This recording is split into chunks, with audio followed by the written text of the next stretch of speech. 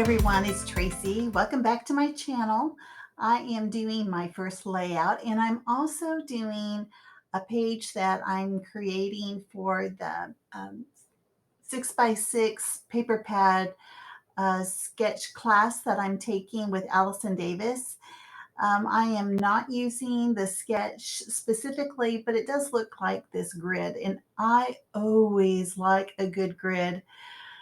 I am using the same paper on the outside. As you can see, it's a very muted mint green. It has the fleur-de-lis pattern in it. Is very subtle. And I find it kind of ironic because well, it's not ironic. It's kind of funny that I'm choosing to use that because that is a symbol for France. And these photos were taken in Italy. It doesn't matter. The color is what I was looking for. I wasn't looking for anything more than that. And I am using the paper that I created. This is uh, the cardstock that is with the distress inks that I made. It's using both of the black soot and the hickory smoke. You can barely see the design in it, but it doesn't matter. I know that it's there and you can see it on the outside edges, and it's okay. I'm okay with that.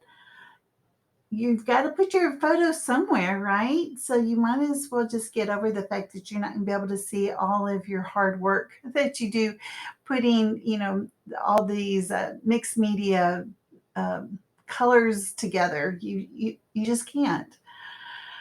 Anyway, that's the way I look at it. All right, so I wanted to use that tone on tone gray paper as well, since we are having gray as our neutral for this month. So I'm actually using 2 full sheets of gray paper. My other colors that I'm using is this green. Mint green is just perfect, in this other um, green as well, as far as the hello. And so what this is the chipboard pieces that I got from Maggie Holmes, and I mentioned them in my original kit intro to kit video, but I didn't have it handy, but that was it. And so I just pulled out some things that I thought that I would use. I don't use all of it, everything that I pulled. And instead of getting powder to put on the backside, I just peeled off the sticky stuff so that I'll be able to move it around. Now the Hello Duomo isn't going to stay over there in that corner. I'm going to actually move it all the way over to the left. And this is my flower bin. It has all the flowers, or at least most of the flowers that I have. And I'm pulling everything that I think would work for this month's kit. And I'm not going to use everything that I'm pulling, but I'm looking for things that I think will work with this page specifically, and then also for the other pages. I am going to be making other pages with the gray papers that I had pulled because there is just so many lovely things to make with it. I am going to have quite a bit of time this month in August to be able to make more pages. I may not make videos for all of them, but I know that my intention is to make more pages, and I'm planning on using all of the gray papers that I have, which kind of makes me sad because then if I use them all, then I'm not going to have hardly anything left, but it's okay. I have plenty of paper, not to worry at all. So there's Duomo. So what these photos are is in Florence, there is, I want to say it's the original dome. It was the very first dome. I could be wrong. I should probably look this up before I start yammering. But it is the dome of the cathedral there in Florence, Italy. And I know that there's tours that you can go up to the top. Yeah, that's not for me. Not going to do that. It's okay. I will look at it from afar. It has a beautiful orange terracotta roof on it. And I know that this took hundreds of years to build. So I just love the handiwork that I see in this building. It is fantastic. And even on the inside, it's absolutely beautiful. Of course, all the photos I have for it is on the outside.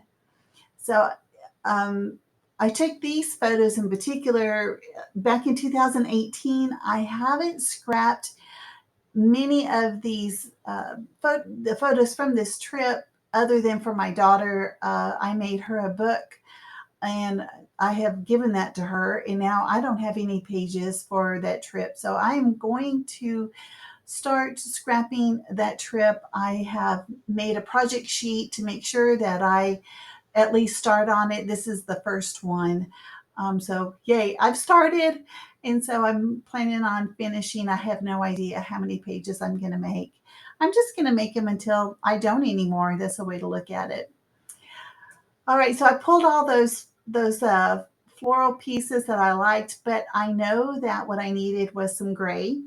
And this is the paper that I had put the photos on. So that middle strip with all the photos on it, I actually had them on a long mat. And it's this really dark gray. And this was just a scrap that I had. And I am just cutting out some dies. Now, these dies I actually got from Amazon. I think I just like in the search box, I just did floral dies and these came up. They were very reasonably priced. I want to say less than $10. There's two sets here. So I want to say they're around $7, which to me is a steal of a deal. Now, that long row of hearts, you know what? And I'm only talking about the floral. The hearts are a different story. There are several sets over here in this separate magnetic sheet. My favorite die of those is that long row of tiny hearts. I think it cuts out 5 hearts and they're all the same size. And when you just need a little bit of something with a little color, that is the perfect thing to use. So I cut out in the gray. I do pull out another color here in just a minute. So when I was looking at all of the flowers, the ones that stick out to me lately are these lavender. They're just a beautiful light purple. They go with the pink so well that in my mind, I'm thinking that they're in the pink family, and that's my story, and I'm sticking to it. I, for whatever reason, I'm just in love with those. It'll be sad when I do use those all up. There are vellum pieces, and then there are cardstock dies. I want to say that they're from Pink Paisley. You know, to be honest with you, I don't know. I don't know. I just throw all the flowers in. When I see a pack of dies that have just floral pieces, I just open it up and put it in that floral bin. And I know that it took me a while to look through all of those flowers, and it was getting a little tedious even in my brain, but I'm okay with that because then I know what I have. I go back and I look and I say, oh, I know that I have a little color here, a flower here. And so a lot of times things like these get lost, even when you put them in a book. You overlook it, and then you're having to, I don't know, I don't know how to describe it, but it works for me. So here's this color again, it's this lavender color, and I am most certain that is from the new Maggie Holmes, which I can't think what it's called. Um, I don't have it handy. I pulled it out of the 6x8 pad, and I had already used it for something else on another page, but it's okay. I just needed a little piece. And you know what? How much is that? An inch? I'm so glad that I saved that. Some people would throw that away, but look what I have cut out. How many flowers, how many hearts from that? And there's just a teeny tiny leftover, and I'm not throwing that away either. I will probably just go ahead and cut out some more hearts from the rest of that. And I don't know why I didn't do that, but anyway, I'm going to use those tiny hearts again in this purple color. It's just a nice little accent. Hey, before I forget, I wanted to make sure I mention the other ladies that are part of the group. Kathy Feigl, Dolly Boyd, Becky Bidding. We're all doing pages this month using gray as our neutral. And I'm also putting a link to each one of their YouTube channels as well as the Facebook page for the Mini Kit Monday. Upload your photos of your pages. I'd love to see what you guys create. All right, so I decided to put some rhinestones in as well. There's a couple of purple, and I think I do some yellow as well. It's a pretty simple little layout. It doesn't look anything like the sketch, but there it is. All right, guys, I will see you next time, and you have a good one. All right, bye-bye.